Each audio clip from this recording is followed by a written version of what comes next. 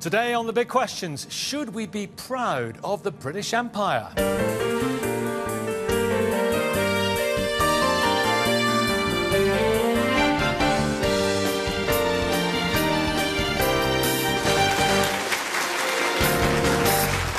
morning.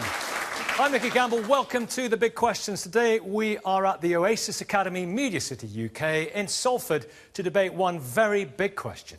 Should we be proud of the British Empire? Welcome everybody to The Big Questions. Well, the British Empire once covered 13 million square miles and held sway over 458 million people. It was the largest empire in history. The extent of its territories across all the continents coloured the maps pink and created an empire on which the sun truly never set. But across the 20th century, its power waned. Most of its nearest neighbour, Ireland, fought and won the right to self-rule in 1922. The imperial jewel in the crown, India and Pakistan, gained independence in 1947. Britain's new impotence was evident over Suez in 1956. And then, country after country in Africa, the Caribbean and the Far East went their own way. All that's left is the British Commonwealth, plus a few wind-swept outposts and tax havens. Looking back now, was the British Empire something to swell our chests with pride or something to be deeply ashamed of? Well, we've gathered together entrepreneurs, historians, faith leaders, commentators and activists from across the Commonwealth to debate that question. And you can join in too on Twitter or online by logging on to bbc.co.uk/thebigquestions, Big Questions, and following the link to the online discussion. Plus there'll be lots of encouragement and contributions from our very lively and intelligent Salford audience. Should we be proud of the British Empire? Good morning, everybody. Charles Allen, historian and writer. Lord Curzon, the Viceroy of India, for it was he, said, the empire was a supreme force for good in the world. Yes, he says it was the greatest institution in the world has ever seen. He said, to me, the message is hewn in rock, it's hewn in stone. Our work is righteous and it shall endure. And, of course, it didn't endure. And really the question is, was it righteous? Was it righteous? And I think we have to say this is like the curate's egg. It's good in parts. But I also think we need to clarify there are two definite models here. Mm-hmm. Going back to the Greeks and the Romans. Now, the Greeks, their concept of imperialism was the colony. Your little island is not big enough to find somewhere else to live. So you move and you settle and you become independent. And the other model, of course, this is the one that really, I suspect, is what upsets us, is the other model like Rome, where you become extremely predatory. You attack the Sabines and you take their women, you attack their Etruscans and you gradually expand and eventually you end up exploiting a weaker nation. And then Which model were we? And we are a mix of both, precisely. We've got places like Canada and Australia and indeed America, I suppose you could say, where in a sense the local population was not big enough to resist. But look, you mentioned Australia. Look at the genocide of the Tasmanian people, what we did to the Aboriginals and Maoris. And look at the atrocities. Do they not outweigh any good that may have come from... it's a hall of shame, Charles. The Bengal famines, 1769 to 73, under the aegis of the East India Company, then 10 million people died because of willful incompetence. Massacres at Amritsar and atrocities in Kenya relatively recently. How can we be in any way proud? I think by today's standards we cannot. Today's standards, right. Yeah, we cannot. But nevertheless, what we have to do when we actually look at it, and particularly me as a historian, we have to set it in some kind of context. Yeah. And if we're talking about British India, we have to say, what was there before the British came? What was there in other parts of the world when the British were there? And what legacy did they leave? And really, it's there that we can pick out what, to me, are straws, because my family very deeply involved in British India. My father was one of the last of the civil service to rule over India. I'm a child of the empire. I saw it in action, and I saw, in a sense, the best of it. Because here I saw one man, my memories of him are very strong, sitting on the veranda, as it were, dispensing justice. Paternalistic, might call it dictatorial, impartial justice on a model that seemed to work very well. But as I said, that is the good aspect. But of course, there are other aspects too. There are, and we shall explore both sides of the imperial coin as we proceed. Dr. Anita Ghosh, it's interesting, and what Charles says there is interesting. It's all about the context, and perhaps we are rather value-led when we look at the past, and value-led history is bad history.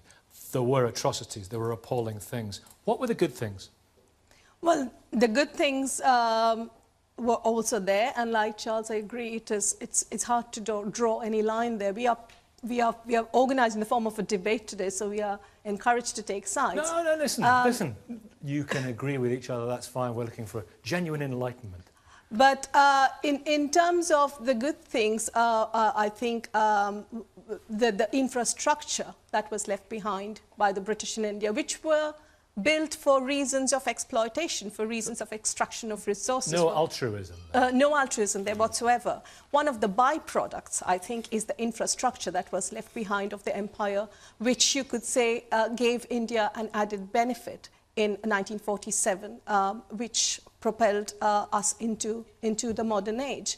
But I see that as a byproduct of empire. It isn't as if it was put in place there for the good of the people. I mean, the railways, for instance, which are very often cited as, you know, one of the best things that the British left behind, you know, they were there for the extraction of resources. If you look at the way the railways were planned in the 19th century, they were directly connecting the ports to the hinterlands. That was the sole purpose. They were not connecting cities, they were not connecting towns, they were not connecting people to pilgrimage centres where people would have loved to go to.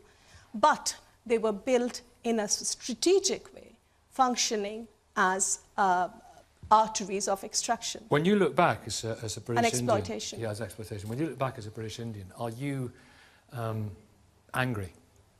Yes, I am. What are you most angry about? The way empire functioned, the way it was set up, it was a hugely unequal power structure.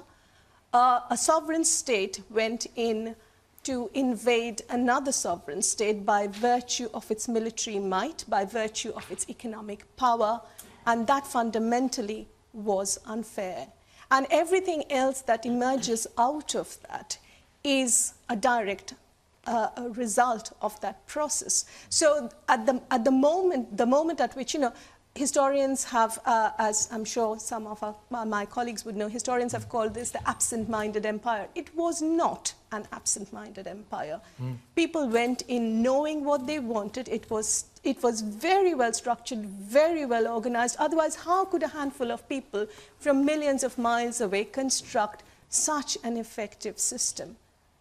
Which was the British Empire in India. David Vance, what are you proud of? Well, I mean, I am proud of the British Empire, and I think just if you look at it in the general context of, in 1897, I think, the year of Queen Victoria's Silver Jubilee, Britain controlled about 25% of the world. What a remarkable achievement for these little islands. And the fact is that were this an audience of Italians celebrating the Roman Empire or an audience of Spanish, they would be proud of their empire, but we're not supposed to be. Is there anything you're ashamed of? From a 2016 perspective, lots. But as you just said, Nicky, that, you know, if you're going to have revisionist history, that's very bad history. At the time, in the moment, the British Empire achieved lots of good, and it leaves legacies which bring lots of good, and that needs to be said loud and clear. And we should, you know, the revisionist argument, trying to apply our standards in 2016 to things that happened hundreds of years ago, in my mind, is folly. Owen Jones. No, people were horrified at the time about many of these crimes, and, you know, to give an example, Ireland, half its population either died or fled because of the potato famine in the 19th century. Whether it be, there's a brilliant book by a guy called Mike Davis called Late Victorian Holocaust, and it looks at how when tens of millions of Indians were starving to death in the middle of the 19th century, the British were exporting grain and leaving them to starve. These are crimes of historical proportions. And what I'm frustrated about this debate is we talk about, you know, we have so much actually to be proud of in our history that we don't talk about. like the people who fought for our rights and freedoms, the people who fought for the right to vote, for the welfare state, against racism, against homophobia, for trade union rights, workers' rights. That's a history we should be proud of, not a history of subjugating the world and invading it for their reasons. David Ryan, subjugation. Going into other people's countries, taking their resources, subjugating them, very often dehumanising them, and very often killing them. Yeah, yes, and empires rise and empires fall.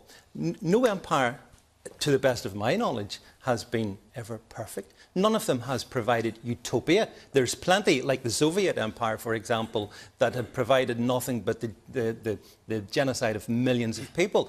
I think, as empires go, the British Empire was, generally speaking, reasonably benign.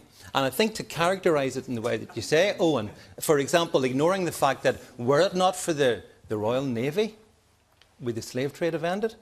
Well, it's funny you should say that because... Well, hang on, Charles Allen. Actually, I'll tell you what, I'll save you, Charles Allen, because Anne Dieter, I saw you a couple of times, wanted to come back in. You were talking about value system, and Yeah. I think that's absolutely essential in our sitting in judgment of our empire today. And like you said, you know, what was going on then in the late 19th century in Africa, you know, with the Mama massacres and everything, these are contemporary concerns of those times where this is where we need to make a distinction between the Roman Empire and the British Empire. Post-Enlightenment, you know, given this is the post-humanist period, you know, we're talking of an age of liberalism, we're talking of an age of humanism. How could empire be justified even by those contemporary standards? So this is not a 21st century inflection of our values onto the empire in those days, but by contemporary standards, this is post-humanism. Can I talk about... Charles, you can, and there's a lady right behind Sorry, you. go And on. Are you deferring? Yes, of course I am. I'll be with you right after. Good morning. Good morning. Well, the values and truth remains truth, whether it's in 18th century or 21st century. One human should not exploit another human, full stop. So whether it happened in 18th century, 19th century, or today. So I would say that... It's an absolute truth. It is an absolute truth. Yeah. But Charles, you know, isn't empire the default position of history? We are all, you know, the legacy of some empire. Everyone on the planet is. We had the Roman Empire, Phoenician Empire, the Arab Empire, the slave trade, and the Islamic Empire. I mean, and on it goes. Should we be beating ourselves up about this? If you look at history, it is essentially the exploitation of man by man. Yeah. The It's what powerful against humans the do. strong. So really, you have a question of, you know, what imperatives. Now, if I can just look at the 18th century, which is when the British come onto the map in India. Yeah. Now we have three empires essentially. We have Aurangzeb, the last of the Mughal emperors. Now he tries to rule India with one standard law, which actually happens to be Sharia. He brings in a whole series of rules which essentially discriminate against the Hindus. Now, the other model we have are the Sikhs. Now, the Sikhs under Ranjit Singh are trying again. They're essentially, nevertheless, a predatory empire. They're expanding, and they again have another model which essentially draws on an even earlier system, which is the caste system. The caste system now, Sikhs would disagree with me, I suspect, but I do this deliberately because we have the Hindu model. The Hindu model is deeply racist. Did we exploit the caste system, or did we try and get rid of the caste system? So what I'm saying is that when the Brits come in, the British do try and have the idea that the law applies to all equally. Okay. Now, this is a new model in the Indian context. And that there are advantages in that, which is today, to this day, the Indian Penal Code is developed by Macaulay in the 1830s, and it still functions today. All right, Jagraj, you come in here. Andrew, I'll be right with you. I mentioned the caste system there, and you sort of were agreeing with the, as I posited, the fact that it was exploited by the British ruling elite. Jagraj, first of all, when you look back at the British Empire, what do you think? What are your feelings? Well, I grew up in India till I was about 11. And I can tell you that, just coming back to the point there, the fact is that now a lot of the voices that were unheard are coming out into the fore. So when we look back now, it's from a more balanced viewpoint. We can look back and hear the voice of those that were actually exploited, and we can realise actually, no, it wasn't so good. And here, what we're seeing now is that the propaganda of the British government is now, you know, the power back then was so powerful. When they were before every movie, they'd have like you know, these cheering natives thanking the British Empire, and it was all designed to make people here feel good that actually this was a force for good. And that viewpoint has endured, even though it wasn't real, even though the people didn't want to be exploited. And many Indians fought against the British to get them out of India, but that viewpoint was kept quiet. And the point that was sold to the British public here was that this is an empire that is actually designed as a force for good. And what I find worst about this is that that viewpoint now, looking back 100 years later and hearing about all the exploitation, all the murders, and we can still sit there thinking, oh no, there must be something good about it. And I think this kind of, this is fake. It doesn't come, it's not real. In reality, the people never wanted to be exploited. Many great nations were destroyed. So it's unmitigatedly negative. There's not a case of, because you hear this a lot, mixed feelings, love, hate. You know, there may be something good about getting shot in the back, but, you know, and you might say, well, some good came out of that. And we can struggle, we can look around for a few straws here and there and say, well, you know, we had a benign rule, or, you know, that we made some railways. But in reality, it was a very exploitative system. Dr. Lavani, Carter Lavani, you want to come back in on this? Yeah. Actually, it was during the British rule when all the castes, cultures, and races, religions worked together for the first time in 5,000 years. It goes back, the caste system. Is that because of the British rule? The first time under the British rule. They worked together in the army, all the untouchables, and then everybody worked hand in hand for the first time. Really? So was the railways. Railways, again, hundreds of thousands. Post and telegraph, hundreds of thousands worked together. There's no problem. It was actually the first time in the, also because India was a conglomerate of many kingdoms. And that's what British worked them together. And they had took time to collect, put them all together, conquered other kings. So a sense of nationhood almost was... India was actually... It was British who created India. There was no India before. Out of a conglomerate of many kingdoms, they made one India. And that was a good thing. Yes, very good. Can I ask you as well, do you think, can I ask you, Dr. Lavani, Yeah. do you think, and you do hear this sometimes, and it's a contentious thing, but you read it and you hear it, when people say, ultimately, in terms of social progress, the British Empire in India was a civilizing mission. Do you believe that? It certainly was. It certainly was. Most certainly. Most certainly. I think the British Empire Because- destroyed But the I'm- Sikh I'm- Empire. Well, I'll let you come back in a It's far second. more civilized than the British Empire. I'll let you come back in. I'll let you come back in a second. Yes, yeah, Explain right, what you mean. yeah. Look here. Most certainly, he should know better than anybody else. He's Sikh, you know. But I don't know what he's saying. But let me tell you, it was first time, the burning of the sati, Widows. the widow only burnt with husband's fire, right? And there were 1,000 years. There were many kings. Not one, but one king ever bothered to do anything about it. The British stopped it. British stopped it. And not only just British, but the British company stopped it. Company took a great risk by indulging into social matters, you know, which the kings did not bother before. And this is the point, think- that to look at it in black Yeah. and white is actually Just- wrong. just on that It's a point. more, you have to have a more nuanced view. David, We let me just, sorry, I'll get Jagras to come back in, because Jagras was extremely exercised. Lawrence in a second, and David, I will let you come back. My goodness, everyone wants to speak to me. It's very It's not important. good yet. And Andrea too, yeah? I'm not completely.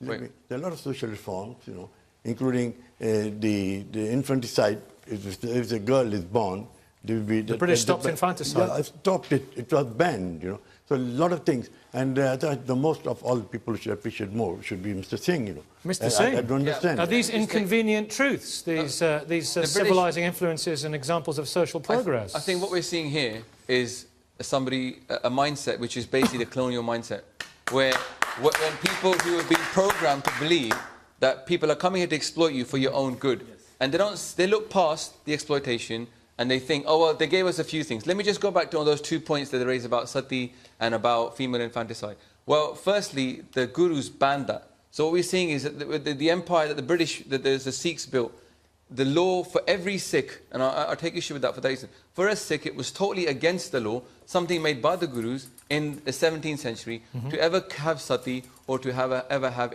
female infanticide. And issues like this make me think that actually we had a very high culture, and then we were told, oh, your culture was actually terrible. And in fact, it was amazing. The Sikh Empire never had any capital punishment.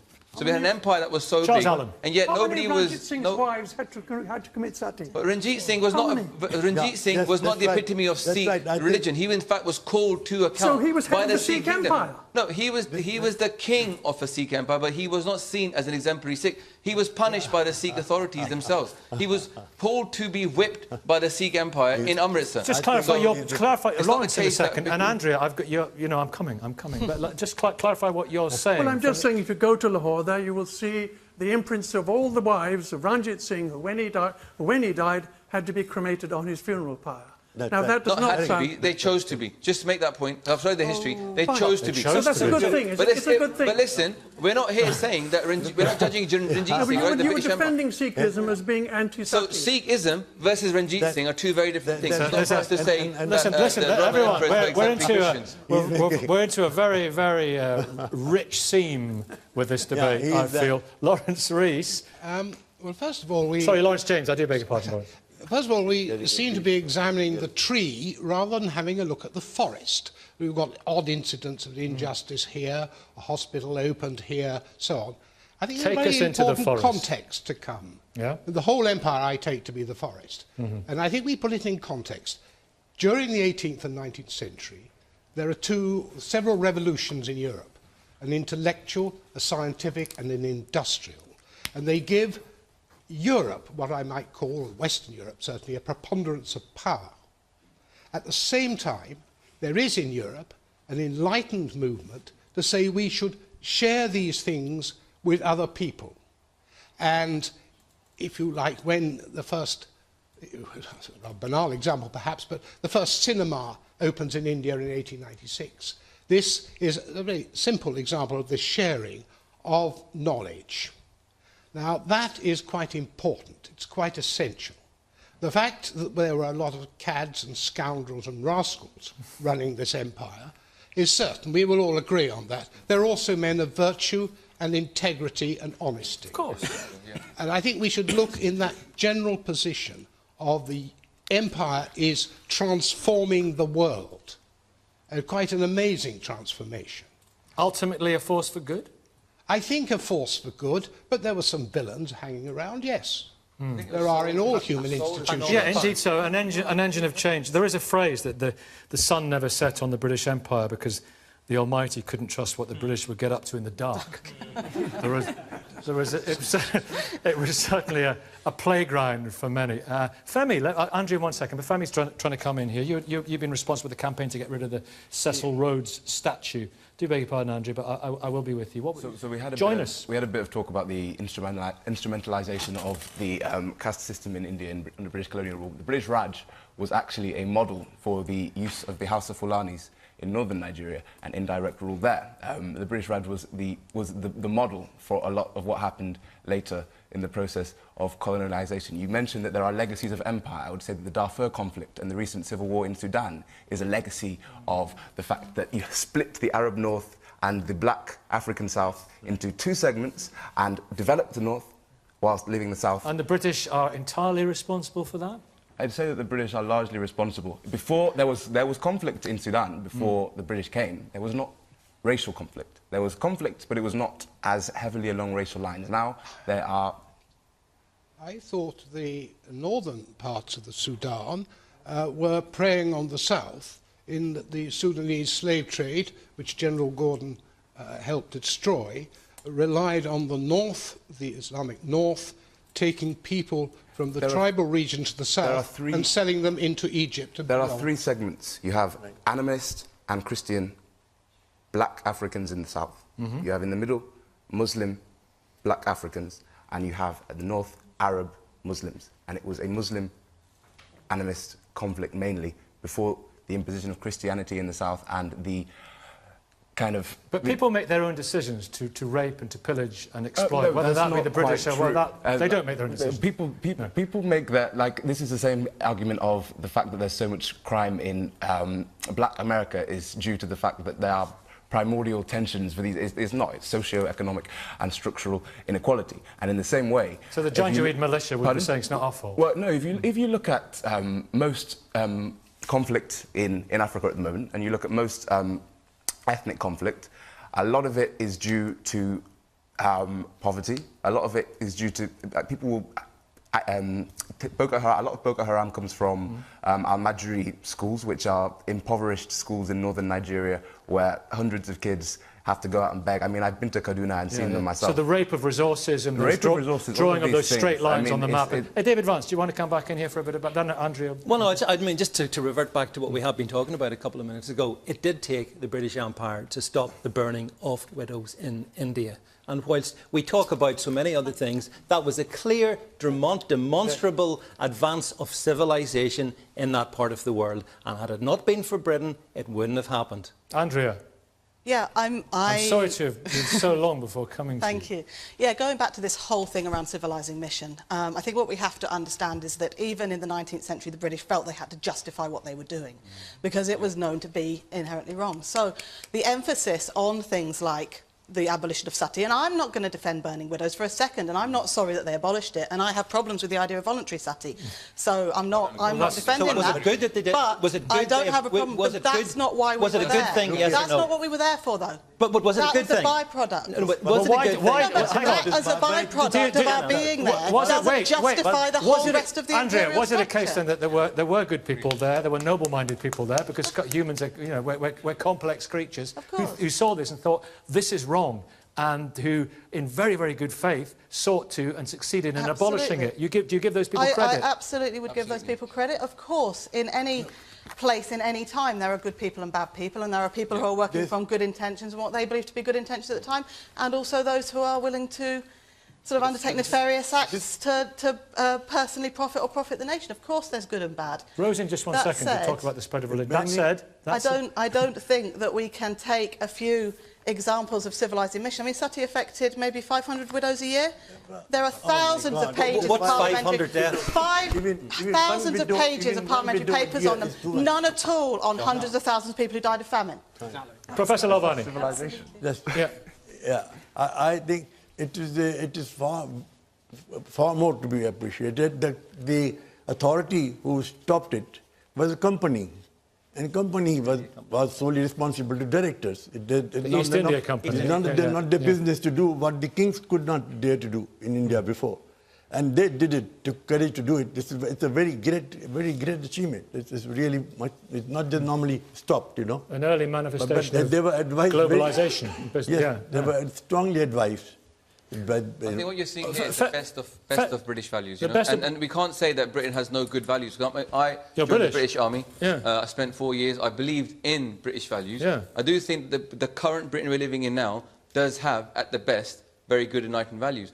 That is not to say that we look back in India and find a few little good things that we did and then say, well, the whole thing must have been good. The reality is that there's some terrible things that were done. Dr. Lalvani?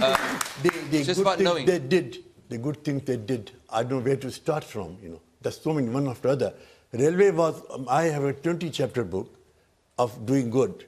Railway is only one. The rest, it comes about 21 after the other. Now, you see, judiciary, what judiciary was before? And the judiciary... Civic society, judicial system, you talk about those, First university in India was built by British. The Empress of India, Queen Victoria. She never went there, did she? Yeah, but you see, the first 3 universities were built by the company itself. Okay, listen everyone. Femi mentioned the religions there in Sudan, animism and Islam and Christianity. Let's talk... I'm sorry? Not only in Sudan, but but I think you mentioned... it brings us actually on nicely to talking about religion and the missionary position, if you like, spreading... I wish I hadn't said that. Spreading the word, spreading the good word of the Lord. That wasn't a good thing, though, was it? You were destroying people's cultures. I'm not saying you were, Rose, but people's cultures were destroyed. Absolutely, I would agree with that entirely. And as a Christian, I want to say yes to Christianity, but at the same time, recognizing that along with Christianity, people brought their own culture with them. And of course, you know, people had their own religions where they were. And the audacity of the British Empire to think that we know what is right and, you know, yours is no longer important or valuable and you've got to have that. But you know, there was health And education, some of the longest serving establishments in terms of education and health were brought through the Christian medium there. So it is not so much... Another curate's egg. Well, whatever you may call it. But the reality is we cannot just say, I personally, with my hand on my heart, cannot say that I am proud of the British Empire, because and I'm not just looking at it through rose-tinted lens. As it were. As it were. I really do believe that some awful things were done. And you mentioned about the British demolishing slavery. They didn't. It was the people who were being enslaved who were making slavery unworkable.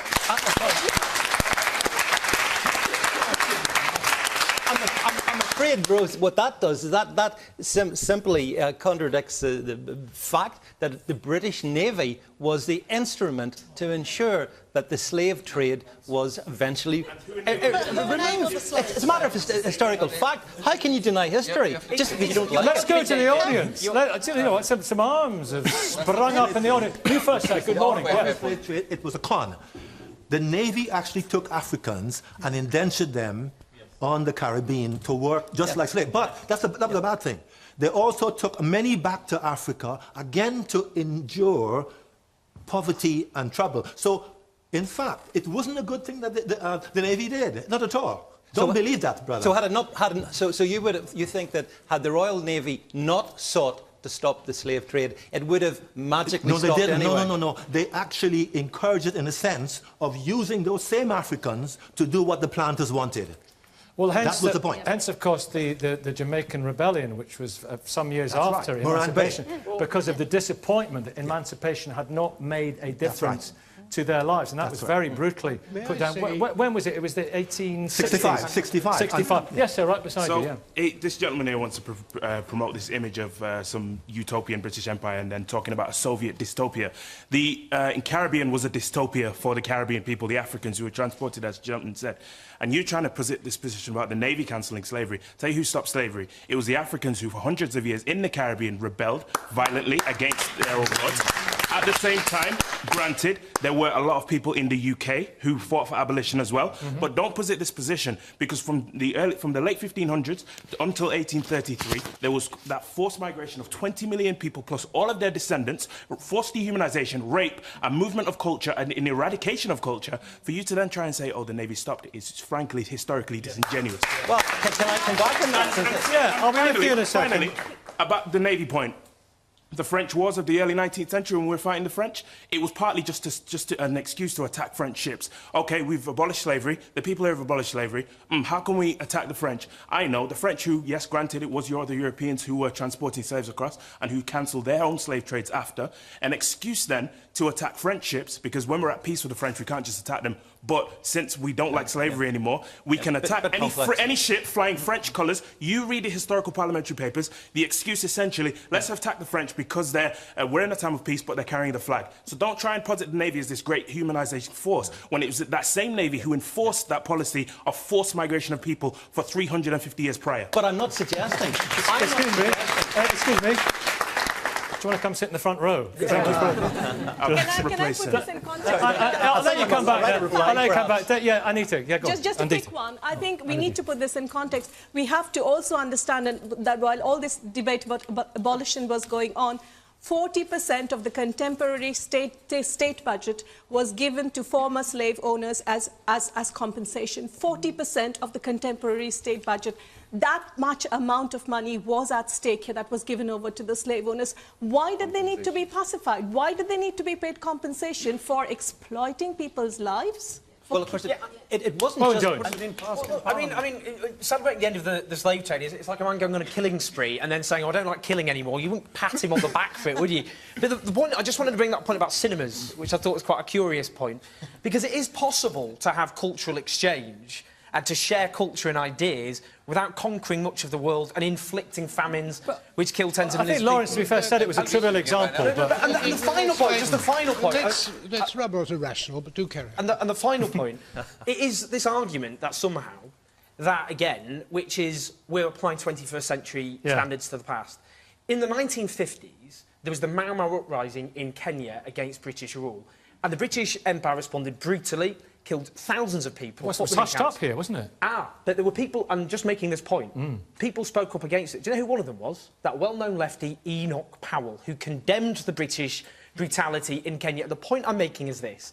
There were people who stood up against this brutality, and it is a disservice and a smear on those people at the time who fought for the freedom of people to say that they did not do so and were just applying the standards but the broader of today point here, the broader point here, which some don't seem to have rather overlooked, is no one's arguing that the British Empire was a utopian model of empire. There never has been a utopian model of empire. Let me finish my point. There's never been a utopian model of empire. The very fact that the British Empire did contribute towards in the mid-18th century towards the stopping of the slave trade shows that it was a more enlightened empire than many other ones that existed. But you're not here to whinge about them. You agree with that, do you? I think the Arab Empire was far more brutal. Yeah. I want to make just one point, though.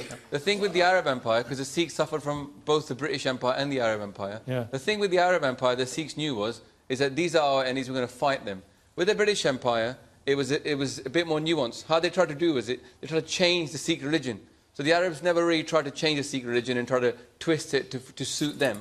It was just straight out, it was clear. They're your enemies and they're your fight. With the British, it was very much a case of take a religion which was very independent, very free, very freedom-loving, and try and convert that into something which you can use for your own benefit, convince these people to join the British Army, convince them that it's for their own good, and then use them to then subjugate other Indians. So I think the British were far more subtle, not subtle. They were far more insidious. Insidious, yeah, exactly. Yeah? Okay. It's dangerous. Lawrence, let's talk about decolonisation. There's things I want to return to as well. You know, the Christianisation as well, because that's left. It's when we come on to talk about legacies. That's left. Some people argue some very negative legacies. And it's tearing apart the Anglican communion at the moment with very conservative Christianity, homophobia, rife in the West Indies and in Africa, Jamaica. But Lawrence, let's talk about decolonisation. And generally those, you know, sitting down and those straight lines drawn on the map in Africa and no understanding of tribal or ethnic complexities in that continent. I mean, I suppose, you know, empires have been historically rather short on foresight. But we made some terrible mistakes there, didn't we? Well, I'm not sure. African states... No, let's think of it. If there were... How many African states are fighting boundary wars at the moment? Quite a few, actually. You have a lot of insurrections. Well, then they will fight them. But let's forget about the boundaries. I think that that's slightly irrelevant. What is relevant is that in the British Empire between 1939 and 1945, the British government asked for the assistance of the subjects of empire to fight the Second World War. And this generated a powerful sense of reciprocity. A large number, well, I think Indians and Africans knew what Hitler and Mussolini had in store for them. It was very nasty. So they fought, and at the end of the war in 1945, thousands upon tens of thousands of them, in the French as well as the British Empire, came home and asked the question, we have risked our lives in a fight which we have been told, and rightly so I believe, was a morally good cause. What do we have in return? We have been fighting a war for freedom, for the freedoms of President Franklin Roosevelt's, the Atlantic Charter. What share are we going to get of the spoils of this war? And I think that's the first thing in the background to decolonisation. Thousands and thousands of Africans with an educated elite and ex-soldiers were asking the question, this freedom we fought for 5 years, when is it coming to us? And the British government turned round and said, well, I think we've got to consider decolonisation. In 1945, Labour government comes to power promising it India, Pakistan. With no money, so we liked it. Yes, exactly. They won it. And it was a manifesto. The Labour said, we will give independence to India, Ceylon and Burma. And this was in the Labour manifesto, and of course it came about in 1947. They go further into saying this will be extended to Africa. No one could work out quite what the timetable will be. The 1990s was given until 1950. And then something else happens in 1945, and I'll cut off here. We have the beginning of a Cold War. Yes. In which newly independent countries are going to find that the Soviet Union and the United States are competing for them. They are coming along and saying, join us, vote for us in the United Nations, we will help you. And the finish, 1954, an African ruler of an independent country, Abdul Gamal Nasser, Colonel Nasser, wants weapons, and he asks Khrushchev for weapons. And Khrushchev says, I will give you MiG fighters, I will give you tanks. I will make Egypt strong to fight, in this case, Israel, but also to resist any encroachments by Britain. And then you have Africa decolonizing at the same time as the Soviet Union and the United States are looking for world power and confronting each other. And so we're rather irrelevant. Well, Britain does become irrelevant. Yeah, but, and interestingly, of course, Nasser, there are arguments, well-sourced arguments, that secular regime of Nasser, the reaction to it, has led to many of the seeds of Islamism and the problems we have there. One thing leads to another, basically. Can I ask you, because you've been trying to come back in, Anindita, if we talk about 46, 47, India's freedom, if you were to draw a line on the map and to have done it better, what would you have done? Over to you. God, you are. I have been put on the spot. You have to be put. It's better than Mountbatten. That's what we're looking for here. Well, I certainly would have taken more than 2 weeks to draw that border.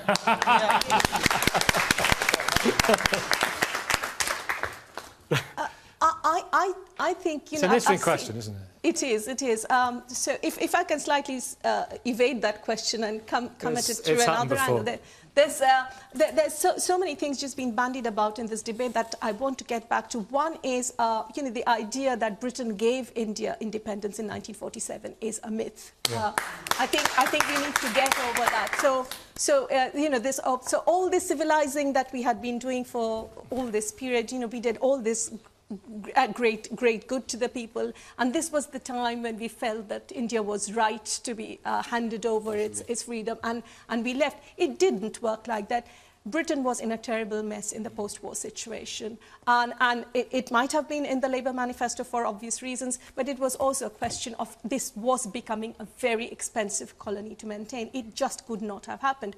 The Congress showed itself as downright, non-cooperative during the Second World War, and this was the last straw. This was the time when they were absolutely sure that no more kind of cooperative talks could go on between themselves and Britain. So from the point of view of the Indian freedom struggle, it had reached its head as well. So, this had to be solved. So it was internal pressure as well. So it wasn't just the war and all the aspirations for liberation that had been, kind of suddenly sparked alive in people that this led to. This is a freedom struggle that goes back to 1885. It isn't suddenly the Second World War which is creating all these aspirations in people. Can I just quickly finish? So, that is one myth we should get over. And if I can return to what Dr. Lalwani was saying earlier on, the idea again that the nation itself was a gift of Britain to India does not absolutely hold true at all. It wasn't Western education, it wasn't railways, it wasn't the civilizing mission that did all of this, but it was the presence of the British in India. It was the anti-colonial nature of the struggle that brought India together. So the British contributed to the Indian nation, but by just being there and being what they were, which was an oppressive colonial regime. But let's talk about legacy as well, not just decolonisation, but the legacy of, for example, in Africa, we paved the way to apartheid, didn't we, David Vance? Femi touched on this, many of the problems in Africa today are down to how we behaved, what we did. Shouldn't we hide our heads in shame because of... No, I don't think that the problems today, right now today in Africa... But our attitudes to race... Can be laid at the door of an empire long since gone, Nicky. I mean, people have to accept responsibility for themselves in their own independent countries. But black people today are still suffering because of the slave trade, aren't they? Which of course is being carried out by other rising empires, such as, for example, some of the, in terms of the Islamic empires that we see cropping up. No, we cannot be carrying the consistent guilt over everything that isn't perfect in every part of the world. You know, we weren't a perfect empire. I've not said that we were. Did we make mistakes? Yes, we did. But we done good. And as regards Africa, I would simply raise this one final point. When, for example, Zambia, whenever it was part of the British Empire, and we ruled and governed in it, the average Zambian had an income of about 1/7 of what we had here. Mm-hmm. All these years later, what do they have? 1/27 of the income we have here. Whose fault is that? Whose fault is that? We've gone. Who's responsible? Femi, whose fault is that? Okay, Rose in a second. Femi? Firstly, I don't think you can separate us being the 5th richest country in the world from our colonial past. And I don't think at all. Secondly, there's a few points I want to make. First one is on Owen and what he said about the Mau Mau insurrection. We keep talking about this civilizing mission. How is bringing civilization to a culture, systematic internment camps of 1.5 million people, rape, anal rape of men with snakes and scorpions and knives. You have women, pregnant women shot. You have kids. When the British went to Australia, are there atrocities in all empires? Pardon? Are there atrocities in all empires? There are atrocities in the French Empire. There are atrocities in the Belgian Empire. There are atrocities in all empires. But they were not atrocities. These people were not writing about liberalism in their parliaments at the time and freedom and there equality. Are atrocities in all empires. But yes, there are. But not all empires call themselves civilizing missions. Well,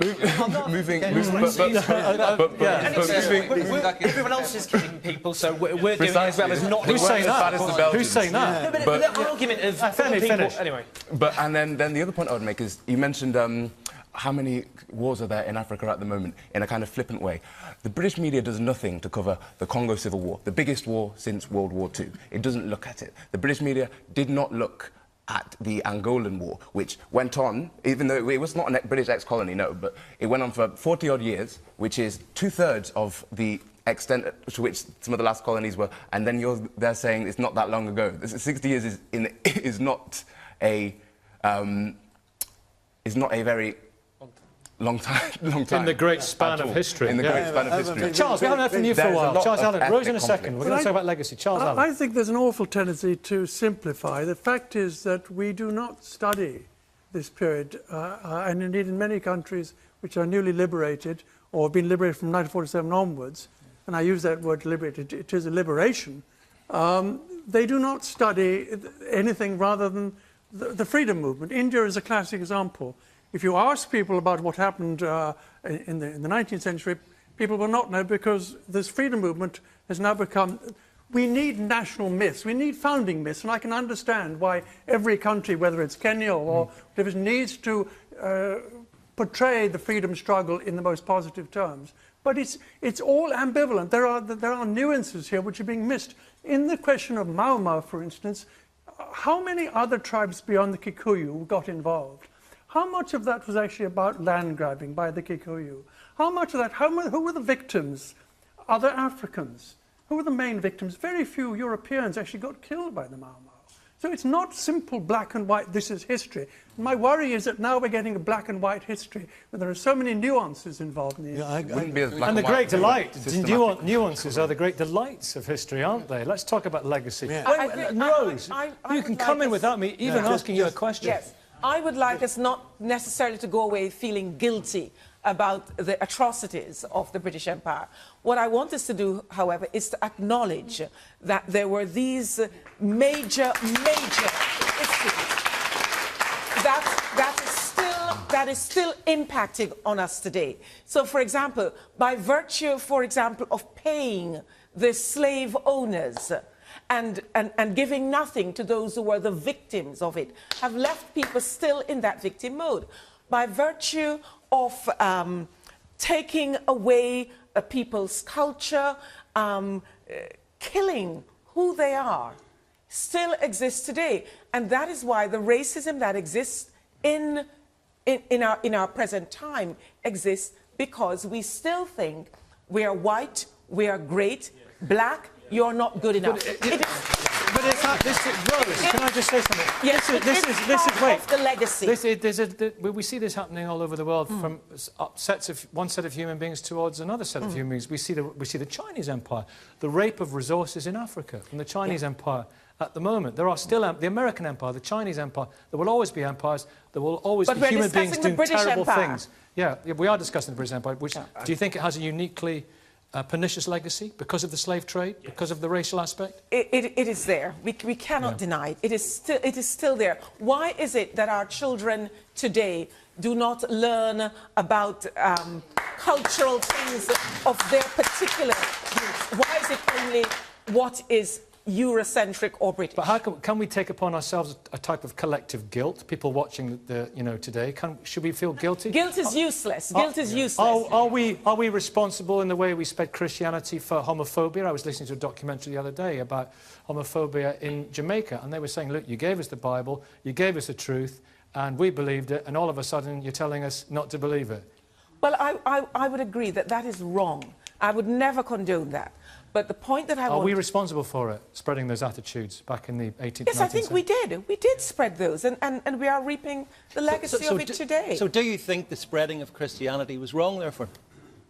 It's not so much about the spreading of Christianity, it's what we packaged it in. But Rose, I just want to explore something else. Wait, there's a very strong argument that we are responsible for the spread of homophobia and spreading those attitudes, but there have been generation after generation to change the penal codes, and they haven't changed the penal codes. So can we still put the blame at our door?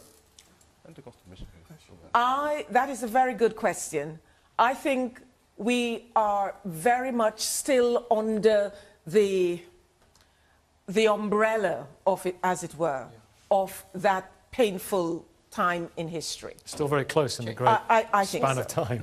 Yeah. Audience, yes, look, you've had your hand up for so long, and I've been trying. There's been a lot of nonsense talked this morning, and I think the saddest thing you should come every week. Yeah, the saddest thing is I think I've seen this morning is the typical British way, where the two Sikhs have been arguing the most. I find that interesting. We talked about how the British they were non-civilized. Let me tell you, you just talked about the Mughal Empire preceding the British Empire. They were more than civilized. They didn't need you to come in. Sati is not an Islamic principle. But let's modernize it. As a young British Pakistani Muslim, what we're talking about now angers me the most. Muslims are always told, you don't integrate, you're not involved. Black people are always told, you're not good enough, you're not smart enough. There's something about your culture, you're criminals. You need to follow this way of life. The reality is the British Empire is the biggest reason that racism exists today in this country. When you have people like this on the front row who will always see black, brown, Asian people as being below them, we subjugated you. We owned you at one stage. You can't get above your level. Yeah. How dare you get anywhere? They keep you at a level. What's your name? Mohammed. One of the arguments you hear is that one of the positive legacies of the British Empire is our multicultural society. It's not working, is it? Because there's a multiculturalism to an extent. They always want to keep you at a level. They don't want to progress. So let's talk about what do we do next? Well, it's interesting in your intro, you talked about India and Pakistan being the jewel in the crown. Literally the jewel in the crown. You've still got the jewel in your crown. We want it in back. My crown? No, in the Queen. Whose crown? The British. The British. You're British. So, it's the jewel in your crown. No. It needs to be returned. It needs to be returned back to the people you stole it from. I want reparations. I didn't steal it from anyone. I want reparations. I want reparations. Charles, there's a lot of yous going on here. Yeah, Charles Allen. And I want reparations. Charles Allen. The Kohinoor government should go back to the tribal people in Golconda. Okay, they're the ones who dug it up. Return it. It certainly shouldn't go to Lahore in a very few years, because it's gone through hundreds of rulers and conquerors over the centuries. The idea that these little simple tokens, that's not enough. Yeah, it's not. Let me go back there to that gentleman there. You've been, you. Good morning to you. Good morning. Hi. Quick point. Yes. Very quick point. Well, I just needed a minute. What I want to say is I've heard some of the most preposterous comments today made by many panelists. Which one most of all? Mainly from this side. But what we started as an India with a nation. Nationhood was given by Britain, thank you. Yes, but that was... and then there were infrastructure that was laid, whether it was Indian Penal Code, Indian Post Office, or Indian Railways, Indian Army. These were all central to the development of the empire. The infrastructure was necessary. So it was for their own needs, as one of our panelists put. we had that point out earlier on. Yeah. We haven't got a lot of time, but so come to your point quickly. What I'm coming to is also the social engineering that we talked about earlier was not given by the British. It was by all the social engineers like Raja Ram Mohan Roy, people like Gandhi, Ambedkar. They are the ones who did that. Okay. We have also very short one. We have also talked. We have also very quickly, please. We have also not talked about famines in India. We have talked about famines. We have talked about Owen Jones. Well, I just think that point you made about race and racism is critical, because obviously to justify empire, people who were being colonised were dehumanised. They had to be seen as inferior, because you wouldn't possibly allow for that sort of behaviour to be conducted against people you would see as being like yourself. And that legacy scars our society today. But just finally, I do think the worry is I have are people going to watch this and go, oh, you're all just castigating Britain, it's a big British, anti-British hate fest. And the truth is, what frightens me is in our curriculum in schools across the country, what we're not seeing is the history we should be proud of that I spoke about before. People of all backgrounds and faiths who fought for our rights and freedoms. Are you proud of Churchill? I'm proud of the British war effort against the Nazis, of the people, service people who went to Because they say he Europe had... and it's argued he had racially supremacist attitudes. Yeah, well, of course, the people who ran the British Empire. Would you like to take his statues down, Pardon? Churchill? Would you like his statues down? Churchill's statue down? In the long run, I think having a statue of someone who called he said Indians were ghastly people with a ghastly religion. The famine was their own fault because they bred like rabbits. He said many things, Churchill. Ultimately, would you like to the statue? I'm not going to make a comment on that because I'll be dragged through the Daily Mail tomorrow. Nonetheless, just to make your point on you said Chinese rape of African resources, as if Shell was not a British-Dutch company, was not paying the Nigerian government to suppress protesters in the 1990s. I'm very proud that we are now a diverse society, and we can build on it and go forward.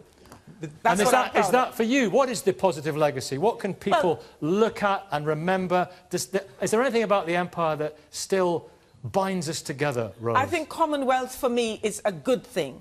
And I am glad that you gave us cricket and that and I'm talking with my Caribbean hat on. That I gave you cricket? Yes, and look what we're doing with it. Look how terrific we are. But I'm also glad that right here in Britain, we can be we're not fully there yet. We need to work at it.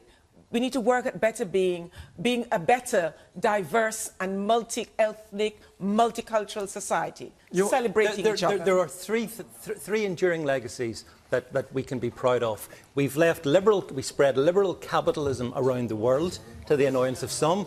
We shared a form of government which in many ways still continues. And last but by no means least, 450 million people speak English. And in some regards, what a wonderful legacy as well. So there's lots to be proud of. We've heard lots of grievance mongery going on. Andrea, you have the very last word, and it's a quick one. Well, they only need to speak English today as the global lingua franca precisely because we did colonise half the world. And we should be proud of that. Which is a good thing. That's not a good thing. That's It's called an achievement. It's not an achievement. English is not a very cultured language, I'd say. I mean, I speak English to my Listen, we did a Shakespeare special a few weeks ago. But let's just, when I speak to my kids, I have to constantly tell them, you've got to speak to elders with a bit more respect because English does not have that verb left anymore for adults, which French has. And it's not a good thing. It's not a good thing. It is an achievement, but it's not a great achievement. It's actually a very negative achievement. About immigration, we are here because you went there. We're finished, Rose. The sun will never set on the big questions. Thank you very much for watching. See you very soon.